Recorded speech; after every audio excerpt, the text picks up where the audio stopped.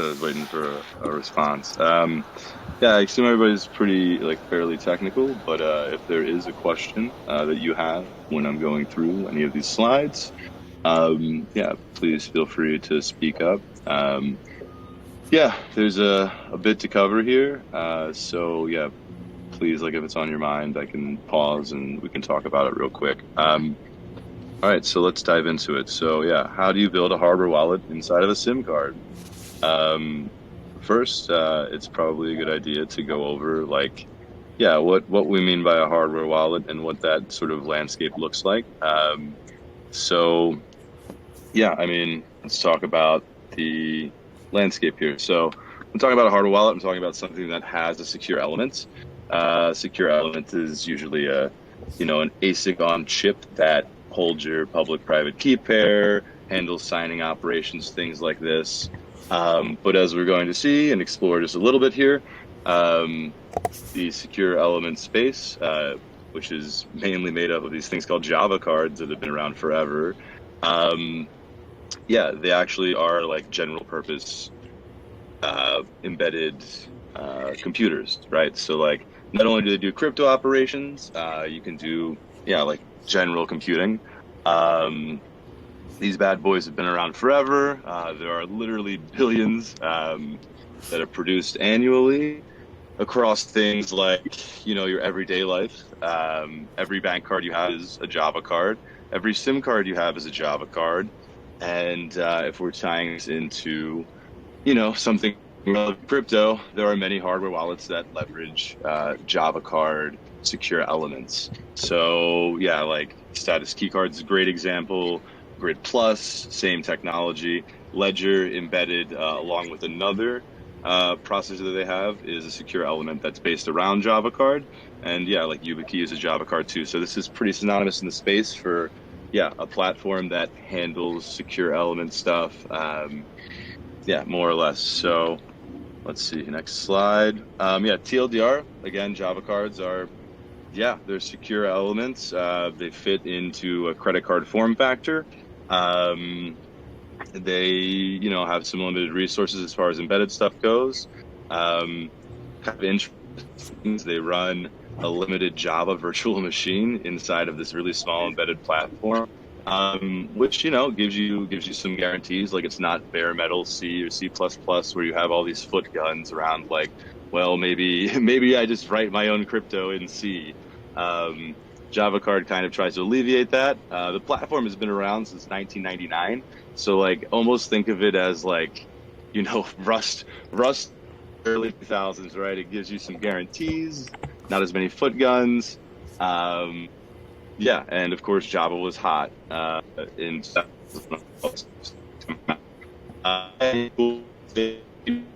RAM, you get a little ROM, but you also get, depending on your Java card, different crypto accelerators that are, certified, EAL certified, which is like, basically the certification for secure elements. But yeah, so these things do DSA, elliptic curve. Sorry, I should have said DES. I meant to put DES there. They do DES, ECDSA, elliptic curve Diffie-Hellman stuff. The latest version is going to do EDDSA, so like Edwards curve stuff. And we've been experimenting around with a bit more. We'll talk about that at the end here. So kind of this is just a real quick overview of like the opportunity here, right? So like Java cards are everywhere. They're in your SIM card, they're in your bank card, they're also in your Ledger and your Grid Plus. So why not just, look at the intersection here and see what we can come up with.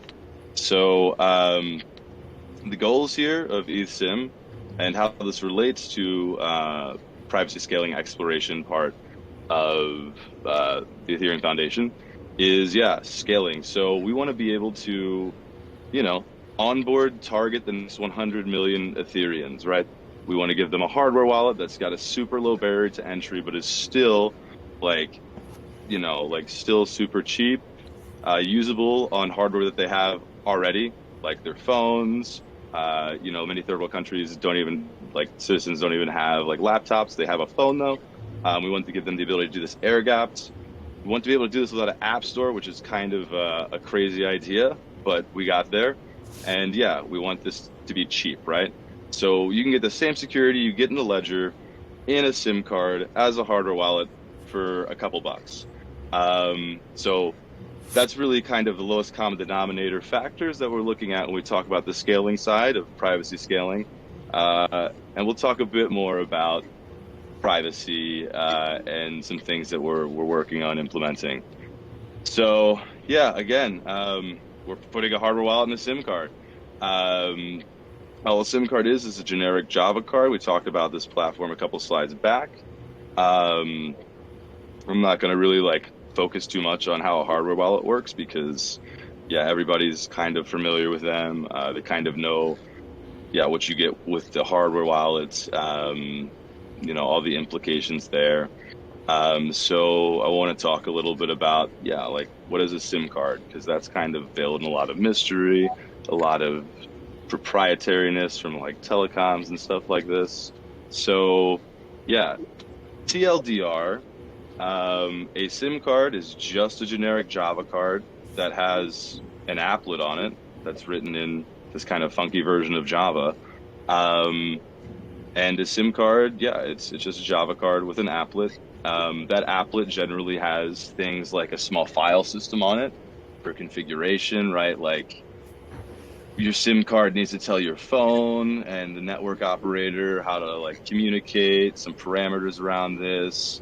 And also kind of the reason that I guess the crypto element of SIM cards come in is for authentication. So your SIM card actually mutually authenticates you to your network provider, like your T-Mobile or your AT&T or whatever provider you have.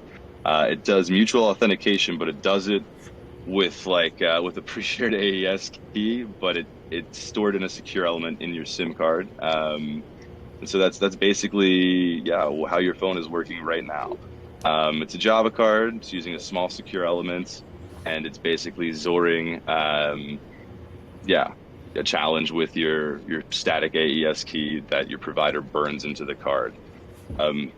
This isn't really the best way to do things. We'll talk about that a bit more too. But yeah, the key takeaway is this thing isn't just like a static SD card that you're putting in your phone. It's a not full featured, but it's a small computer, not just, a memory chip like a lot of people kind of assume your SIM card is. So cool, yeah, it does telecom stuff, which is awesome. Talked a little bit about how it does auth with your telecom.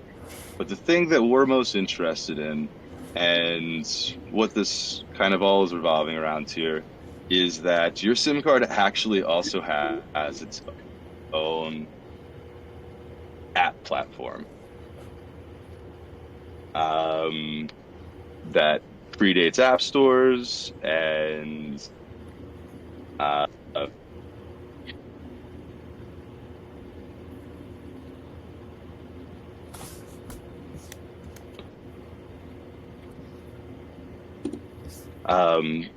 yeah, this is basically how operators before even app stores.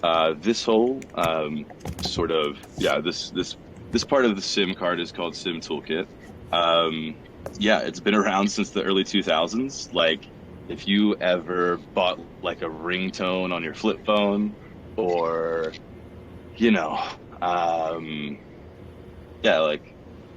maybe bought some more minutes or bought more text messages or something when that was a thing through some menus in your phone, there's a good chance that you used this. So SIM Toolkit's a universal standard that's baked into every phone. It's not an app store, but it's basically the ability to communicate with the SIM card in a way that will display menus, information, text, all that good juicy stuff. And like I said, it's been around freaking forever. It's been around for decades now. It's in every phone pretty much, even feature phones, even phones that don't run Android or iOS have this. And it's pervasive. It's pervaded all the way into, yeah, 5G telephony, which we have now. The cool thing here, I guess, or the interesting piece is, since all this stuff was just thought about in the early 2000s, your phone really has no way to distinguish whether an application like you can't get locked out of this ecosystem because your phone has no way to distinguish whether the app on your SIM card is coming from the carrier or not. So this is huge because this lets us basically pop in a SIM card, put an applet on the SIM card, and then immediately your phone, whether it's iOS or Android, without downloading any apps, will pop up an icon and let you start using this hardware wallet interface. So again, yeah, that's why we're getting back to the lowest common denominator. That's why we're getting back to like, yeah, I want to be able to use this, but in my closet 8 years ago. It's never touched the internet. It's always been air gapped, things like that. Kind of the core premise and why we're doing this. So,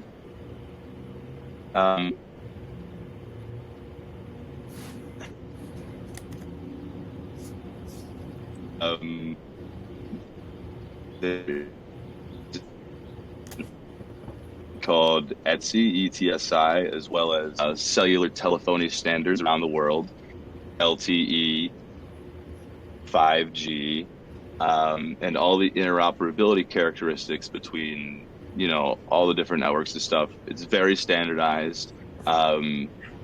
It's documented, but the documentation is definitely obtuse. It's definitely obscure. And a lot of times you're talking about, just like a byte or so can be off. And I should also mention, I guess the key point here is that while all this stuff is standard, and while I can look at the 900-page standardization document and get some info about how all this works, a lot of it's undocumented, and none of the implementations of this standard have ever been open source.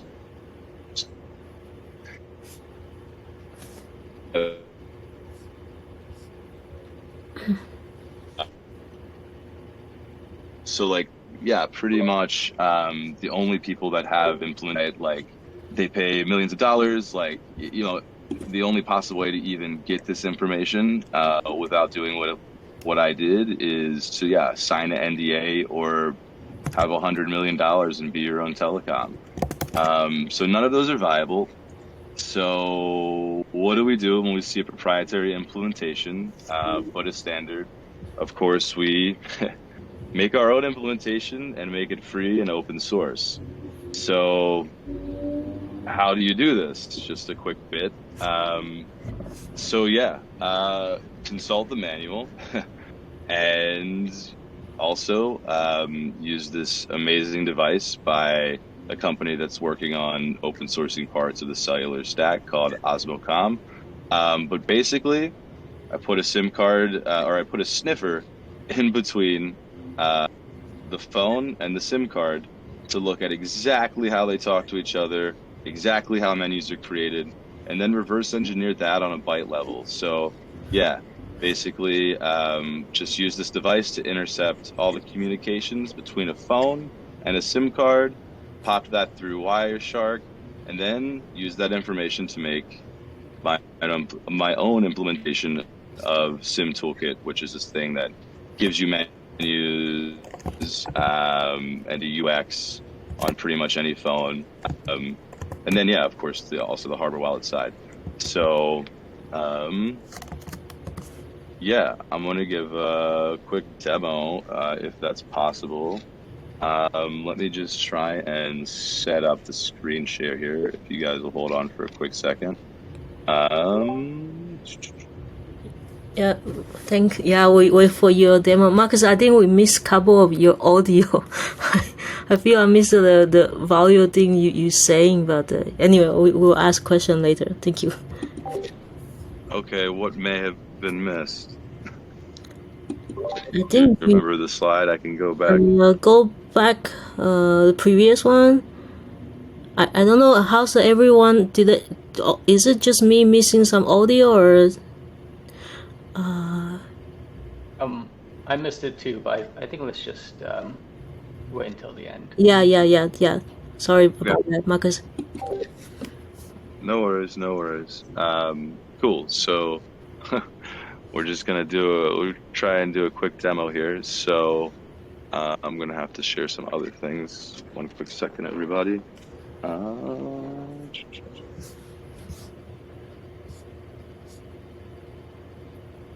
see. We got that. And okay, so for this demo for you guys, behind the scenes here, I need to screen share this still. Stop that stream and start a new one. Okay. So the screen that I'm about to show you guys is, yeah, basically just being mirrored. Can you guys see this? Should look like a phone screen. Yep. Yes. Okay, amazing. So this is a live Pixel 4, just straight out of the box that I have here sitting on the table with me. It's just being mirrored over USB so you guys can see.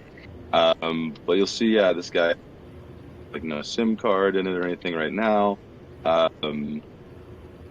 It is, yeah, just kind of hanging. Actually, you know what? Let me back up one step and let's do this air gapped piece first. So, okay, yeah, basically for demo purposes and stuff,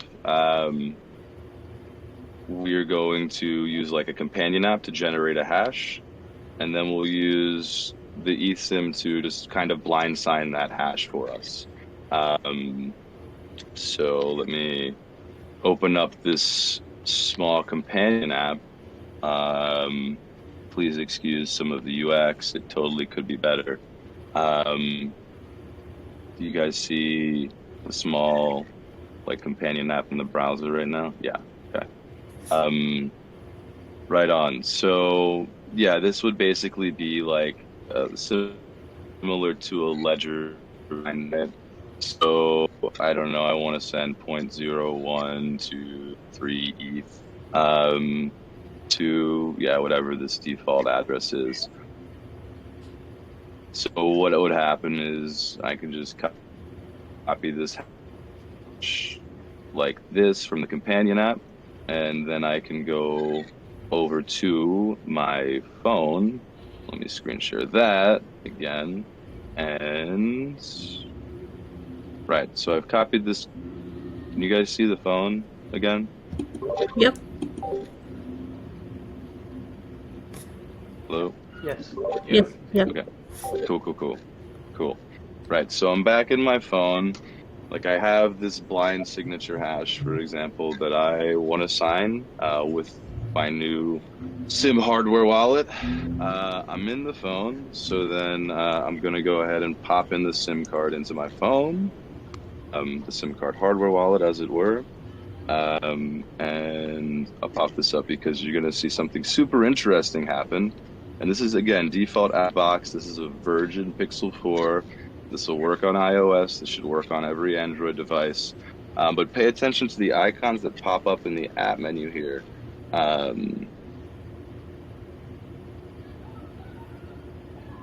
did anybody see another little icon pop up here? Way down the bottom, right in between settings and YouTube. Just by inserting a SIM card, a new application has appeared. This application says SIM Toolkit. I think we should click on it. So right, we click on this and we get the application that's running inside the secure element inside of our SIM. And this is called EthSIM Wallet. So this is cool. Please excuse some of these other menu entries here, doing a little debugging and stuff, but I'm going to go straight to blind sign. And I'm going to paste in our hash from earlier. Remove that 0x. And it trailed off at E6. So this was actually E6. Cool. So I put in this hash like I'm going to do a blind signature. Go ahead, I click OK. Looks like it was successful. So then now, yeah, I can actually just copy the signature out. So it's been signed. This is a signature for the private key that's in the card. The private key is just dead beef repeating. But this is the RNS values. So I would copy this. These are the important RNS values that, the X and Y point of the signature. Cool, wonderful. I've signed a transaction with my EthSIM wallet. And so this is still air gapped. So why don't I just pop back over to the companion app and yeah, paste in my signature and then have the companion app, send it off the chain. So that's what would happen. This would be my signature. It actually needs a V value. So there's a couple rough edges in this app. But I would paste this in. The companion app already knows about the RLP encoded transaction. It knows the hash from that. This is the magic that makes the whole thing work, is the signature. Now it hit submit transaction, and off my transaction would go to the blockchain, air-gapped wallet, inside of a secure element, inside of your SIM card. So yeah, that's the small demo there. Let me switch back to the presentation. And right. So cool. Cool. So the interesting thing to note about all this is, Sim Toolkit was made at a where obviously this was considered, right, like crypto wasn't even around when Sim Toolkit platform was made. And while there are advancements and new features added, you'll see a gradient of support on different phones for more advanced features. Generally, if your phone has a screen that can support it, even a feature phone, there is a way to output a QR code in through those menus that I showed you guys, instead of like copying the SIG back, right? So a QR code is a great UX improvement. We need to sniff that from an app that does some QR code stuff and a special SIM. So that piece is a bit of a work in progress. And remember at the beginning of the talk, I talked a bit about, the P part of PSC. We talked about the S. We now have a hardware wallet that runs inside of a super cheap SIM card that you can put in pretty much any phone. Regardless, you don't need an app store. You don't even need to have ever put the phone on the internet. The privacy callback here is about some research and development that we've been doing. To basically do zero knowledge proving systems inside of the Java card, and of course, Java card encompasses SIM cards. So zero knowledge proving inside of SIM cards. So there's some really new awesome tech or some awesome systems that are being built out. So one of those is Plume. Plume is basically like a nullifier signature that you can create, but you can do it in an it's interesting because you can do it over the default Ethereum curve, SECP 256K1. This is interesting because a lot of these secure elements, generally, like, it's hit or miss, but there's definitely supported curves and there's definitely unsupported curves, and there's definitely something a bit more interesting. So like basically you can do these nullifier signatures just like you would in Semaphore protocol, but over the default Ethereum curve. But as I just alluded to, there are some cards that support defining your own custom curves. Right? So the crypto accelerator inside of your SIM card, inside of your Java card, doesn't necessarily care about the curve. It just needs to be within a certain field, a certain number of bits, and you can basically go and define your own curve as long as it's in Weierstrass format. And the Java card will generate signatures, and you can do things like, point multiplication.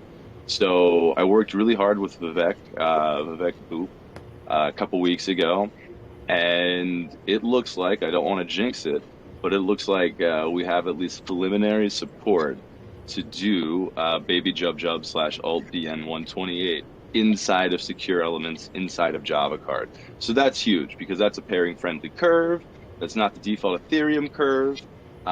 We can do all types of really cool magical stuff with that. So that's what I'm super, super excited for. The future of this product and project. Yeah, moving that into the ZK space. So yeah, let's see here. So yeah, I want to talk about a bit of the bigger picture. So we have this crazy new primitive of like hardware wallet inside of a SIM card. So what could we do with that outside of Ethereum transactions, signing things like you do on a ledger, things like this?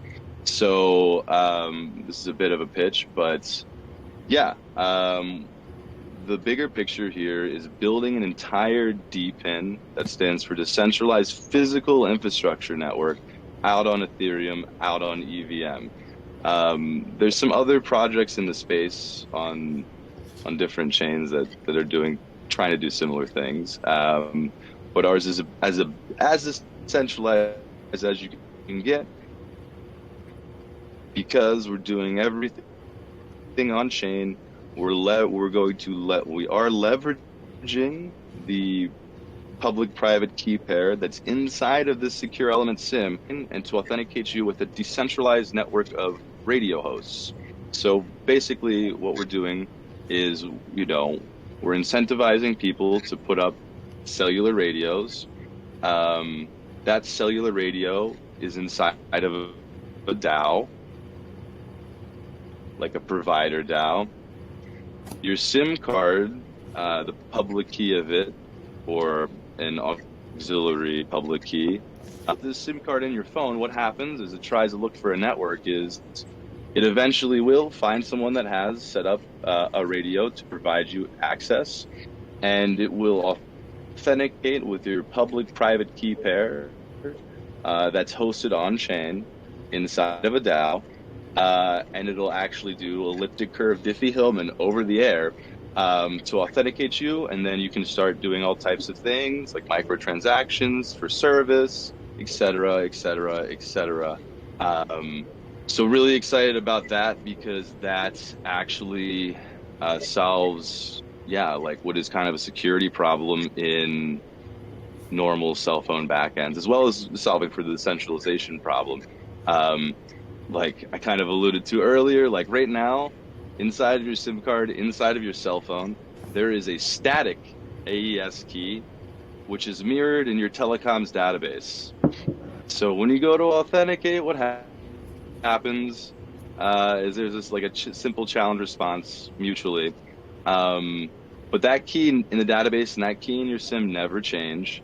When you go roaming, your operator shares that exact same key with other networks. So like if you go roaming from America to Colombia, now a Colombian telco has your, the key that proves that you're you. Not a really good way to prove it. And it also opens you up to all types of attacks like SIM swapping and stuff like that. So super excited to be building this technology in there in a way that actually improves security. I think we can all agree that elliptic curve Diffie-Hellman is better than a pre-shared AES key. And decentralizing, this telecom oligopolies that exist worldwide needs to happen. So that's the bigger picture. And here are some links if anybody is interested. So the first one is the Java card, all the Java card code to basically make your own hardware wallet SIM card. You can bring your own Java card. They're available online, cost a couple bucks. You can make your own. In the future, we might consider a small e-store or something like this, but this is very similar to like, Grid Plus cards or Status Key card, if anybody's familiar with that.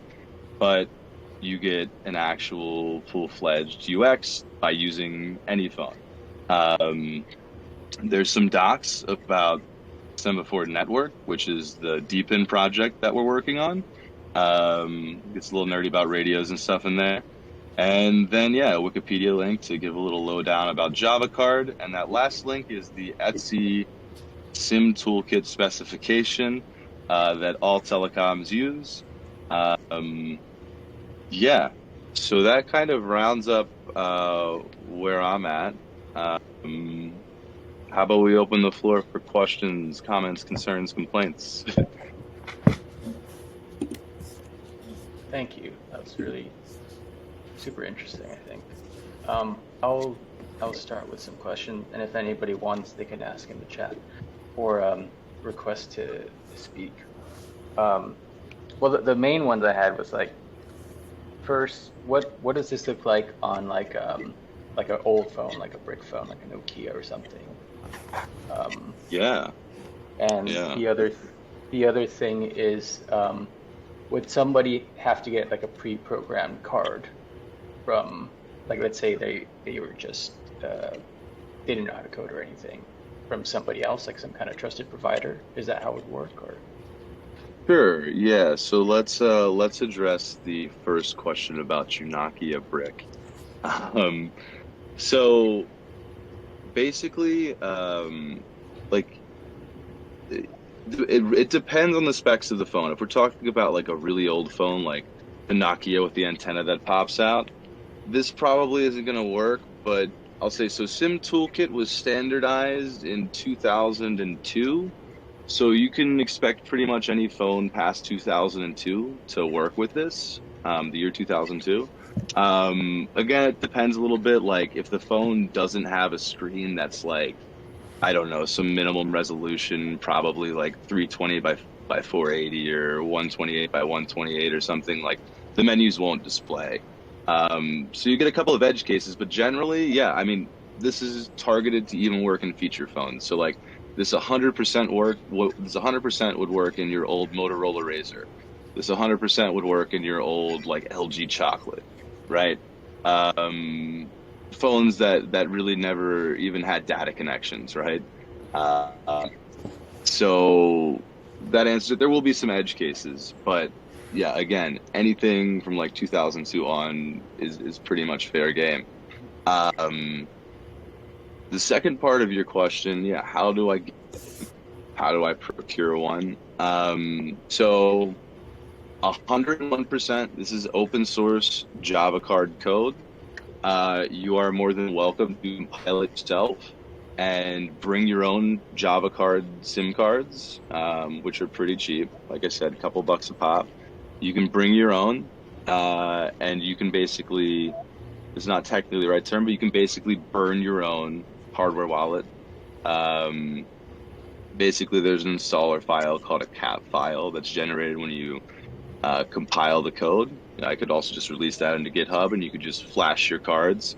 We are considering doing something in in a public goods way for this.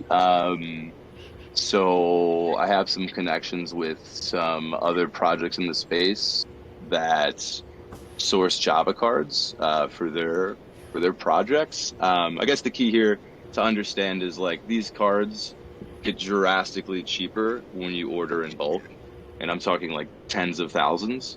So anyway, I have some connections with ARC's research and other people that use Java card in the space, and we're hoping we can get maybe a couple thousand to start out here.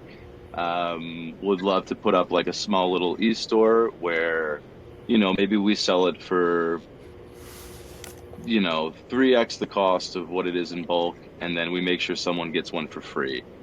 I think there's some model there that'll work, but also, I mean, if anybody has ideas, wants to run an e-store, wants to run a hardware wallet, if anybody wants to consider these, I'm talking about that and making it work. The distribution of this will be key. Yeah, maybe we could just get stacks of these, go around to conferences and stuff, and hand them out. Why not? or sell them and maybe donate it to public goods. So hopefully that answers your question. Um, I should also say, well, I don't know if I should say, but there are some other projects that we're working on inside of EF that are going to like leverage these to do. So basically, the pitch is prove degrees of separation on chain through a zero knowledge proof using one of these Java cards, but not necessarily as a SIM card. So it'll be like a contactless card, like your credit card. But what we're able to do is like, yeah, basically, you can say you're 3 degrees away from the hackathon organizer. You can prove that with a zero knowledge proof, and like that could be your entry into the event. You don't never have to dox yourself or what transactions your account has made, but we can prove that you're n degrees away from someone. So that's pretty cool. There's also a huge identity aspect there. Yeah, like what if you could just prove that you're human by generating all these aggregated zero knowledge proofs just by being in contact with people, tapping them, they tap you, and you can create like a social graph to prove that you're human. I like that more than scanning my eyeball. So I think there's definitely a lot of, yeah, sorry, I kind of went on a tangent there, but I definitely think there's a lot of room there, and I hope I answered your questions. Yeah, you did. Thank you. Cool. There's some questions in the chat. I'll just read them off. Sure. Josh asks, can this work as a functional SIM with network access as well as a hardware wallet simultaneously? Absolutely, it can. And that's part of the bigger picture here, right? So, like I said, the SIM card, like it has this whole feature set for making menus and doing the SIM toolkit thing. But it also has this feature set for like, yeah, basically how the network works, how the telecom network works, and like how you're authenticated. So 100%, the SIM card that I just showed you, it authenticates with my radios as well as gives me a hardware wallet app, right? Actually, I can real quick show you. Like, I don't have a radio with me because I'm actually at Burning Man right now. But let's see. So, right, like this is the same SIM card that was in there earlier, right? You see the SIM toolkit down here in between YouTube and YouTube Music. But if I go into like the settings here and I take a look at my carrier, you'll see that the mobile network is called Semaphore. So yeah, 100%. This will serve as basically as authenticating you into the decentralized network and also giving you hardware wallet capabilities. Yeah, ideally, it would be really cool to get this down to a price where I saw the next question was like, how much are these? So you're looking at about $5 to $10 if you just want to buy one. But when you buy in bulk, they get down to just a few bucks, even south of $1 if you buy enough. So what would really be cool is to get enough of these and almost use it as a loss leader. Sort of like back in the day when you got on America Online, when you got on AOL, you went to the supermarket, you picked up a floppy disk or a CD-ROM, you went home and you got 60 free minutes, and you got a bunch of applications as well. Of course, that CD-ROM or that floppy disk costs a couple bucks, but that's the loss leader.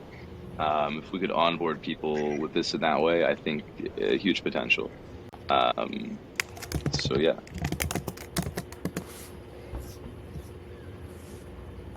And what do you think of doing a test run at something like Ethereum Mexico? This is something Laura asked. Yeah. And then I guess if we wanted to do that, what would be like next steps to get that going? Yeah, totally down for trying this out at hackathons and yeah, especially in the Ethereum space. So I should say right now we have a small cohort. I don't want to call it a network. There's a small amount of people out in the mountains in Colorado, kind of where I am based. Crypto native people that are using this. We're doing some preliminary testing, and it's been going well. In order to make this happen at something like ETH Mexico, basically what we need to do is, yeah, get you a few radios down there. I should probably talk about price a little bit. So the smallest possible radio, and you can go crazy and get crazy coverage and all this shit. Sorry. Um, the smallest radios like 300-400 bucks, and you can do 2 square miles with it. Provide LTE coverage that you get, a couple hundred megabits down. So yeah, basically what we need is to put a couple radios down there in the venue. The radios are maybe 2 square feet each, and you need to give them outbound connection. But yeah, you'd set up 2, 3 of these radios. I guess it depends on your space size. And then you'd give out SIM cards like at the door, right? You'd give out these special SIM cards that give you a hardware wallet and also access to this, decentralized network in there.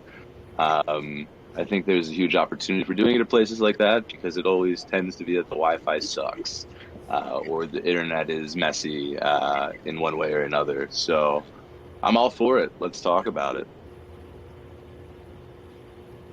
So would it be possible to get like a kit with some radios and SIM cards ready to go? Yeah. Like how much would that be for, like, I don't know, like 100 SIMs and the 2 radios you said? Yeah, I mean, couple grand maybe. I'm trying to estimate, but I mean, listen, radios get you one for 400 each. Let's say you get 3, 1.2K, and then let's say I don't even get the Sims in bulk, and we just have to buy them one by one, and they're like $8 a piece. So yeah, about 2 Gs you could do it. You bring your own backhaul, and yeah, do something like that. Cool.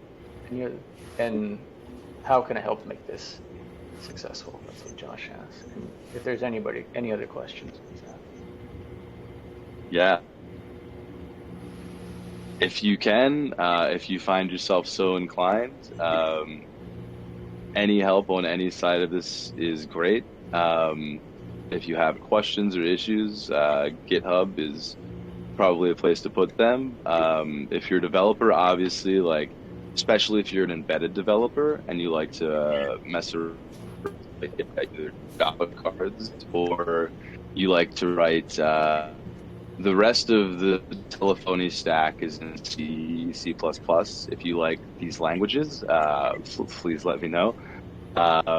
Or even better, submit a PR into one of the repos. Otherwise, I think it's a good time to just start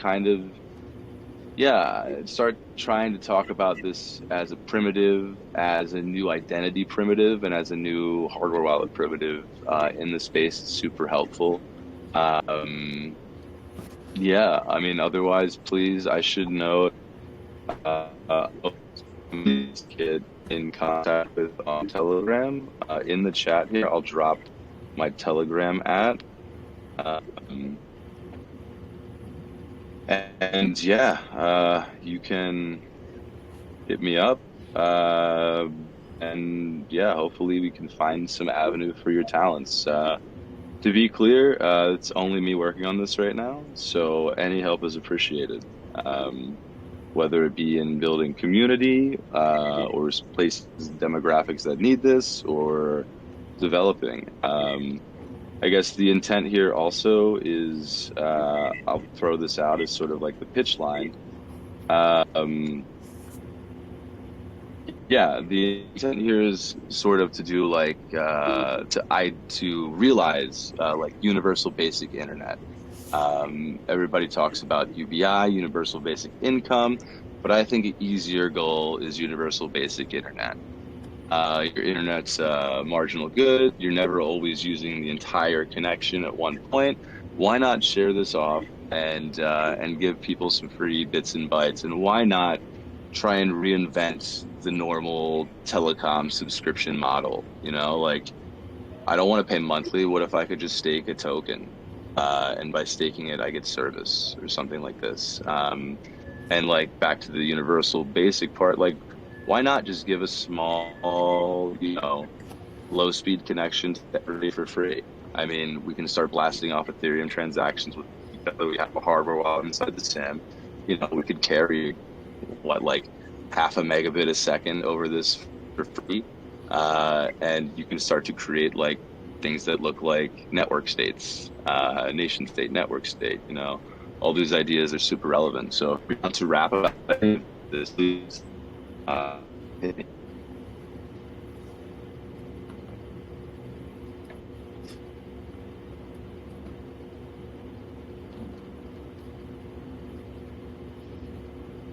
Any other questions? Oh, there's one from Randomish Walk. What happens if someone gets physical access to your SIM, and also are you in contact with EthOS, Ethereum phone effort? I think they forked Graphene OS and are relying on the Google Pixel's trusted enclave for securing private key. Just curious on the pros and cons versus the two approaches. Yeah, great question. So, right, what happens if someone gets access to your physical SIM? You basically have the same attack surface as you're going to have with what happens if someone gets my ledger, right? Like, this is all stored in what is presumably, and again, like, there's turtles all the way down, but this is all stored in, you know, certified, secure ROM, where like there's tons of hardware protections and protections from side channel attacks, like these big companies like ARM and NXP have done. So your attack surface kind of becomes like, yeah, like, okay, if I physically get a hold of this thing and I am able to like decap it and look with some super fancy microscope, like maybe I can grab a private key. You know, so it kind of breaks it down to the same issue with the ledger. The part about the network subscription piece is a bit cooler, maybe, because you can always just have like a delegated or account abstracted public key that authenticates you, but is linked back to, you know, like your account that owns some stake in the network or whatever. So yeah, like in the hardware wallet context, it's the same attack surface vector as Ledger, or any other wallet is access. And then for the network side of things, like this is how, like, okay, let's say you lose your SIM, that gets you on the network, whatever. That's perfectly fine, because all you have to do is go into the on-chain registry. You have to pop a new SIM in, go into the on-chain registry, and just change out the public key that gets service. Of course, you know, if you have like hardware wallet funds on there, you should always back that up. That's kind of the problem space there. The other part of the question there is, and am I in contact with EthOS / the Ethereum phone effort? They forked Graphene OS and are relying on Google Pixel's trusted enclave for secure private key. So, very interesting. I didn't know too much. First time I'm hearing about EthOS.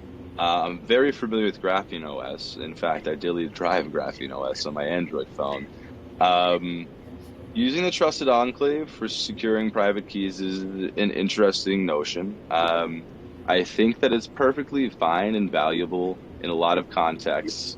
Of course, once you start doing that, you know, you're going to download an app. Now your phone's touched the internet. Now you're touching some app. Now you're trusting some app. And then you also have to have a hell of a lot of trust in Google. So I'm a bit of a zealot, but I've watched many secure element platforms already have like a litany of attacks. For example, Samsung Knox, which is in Samsung phones, has a lot of critical attacks. Intel SGX same has a lot of attack surface apparently. So yeah, I guess the zealot piece here comes from like, okay, you can have the same type of secure element outside the phone as like in the SIM card, as you can soldered in. What happens when the soldered in integrated circuit, like there's an exploit for the Google secure element or the Samsung secure element, you can't take that out of your phone and get a new one, right? Like with a SIM, and this is also a segue into talk about eSIMs, but with a SIM, you know, if someone comes up with an attack for, one of these Java card secure element platforms, first of all, it's, probably worth some money, but they come up with this attack, all you do is take your SIM card out, you go buy one that doesn't have the attack surface or that isn't vulnerable, different brand, different model, and you use that instead. You don't have this thing that you don't have this possibly exploited deadweight you're always carrying around. So the other part of this is people always ask me about eSIM, right? For the same reasons, I'm a bit of a zealot. I prefer a physically removable hardware wallet. eSIM, you can do all the same stuff on eSIM. Your eSIM also runs Java card, but it's it's a soldered in piece of your phone. But the piece that's a bit, well, completely disadvantageous, and also sort of the way that telecom operators are trying to suck control back is, so with this SIM card, with a physical SIM card, I can put any applet on it. I can write my own Java card code, whatever I want to do. And I can even lock it down after that. I can whatever I want as far as applets go. With eSIM, they added one extra layer of security, sort of to the point where it's like basically have to get a telco or a big boy to sign off on your Java card applet before they'll let it in the eSIM. So like that's kind of a deal breaker from this aspect, because now centralizing that some entity is signing off on my path that this is good. It doesn't sound open. And it's not like you can pick the entity. It's not like you can go in and say add, it's not like where you can, like you visit a site that's like, hired certificate, do you trust it? Or I don't know, this is in my list of CA, do you trust it? Do you want to add exception? They don't let you do that in these secure elements, but it's super interesting to hear that EthOS have some connections, or may be able to convince Google to use their key pair to sign things, or to, it seems like they might have some connections. So I should totally reach out to them. I will. Thank you for bringing that up. Okay, cool. Just one last thing, the mHern Telegram didn't seem to work. Yeah. Interesting. Hold on one second. Let's see. Really? That is 100% my Telegram. Oh no, fuck that. Sorry. It's been a long day. All right, it's actually Marcus 8.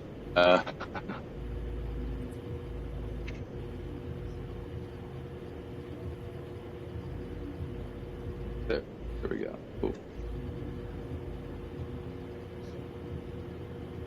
Okay. Sorry. Cool. So that's there. All right. Yeah. If there's nothing else, then thanks so much for your time, and thanks for sharing this. Absolutely. I hope everyone enjoyed it. Please reach out if you have questions or if you have ideas. Totally open.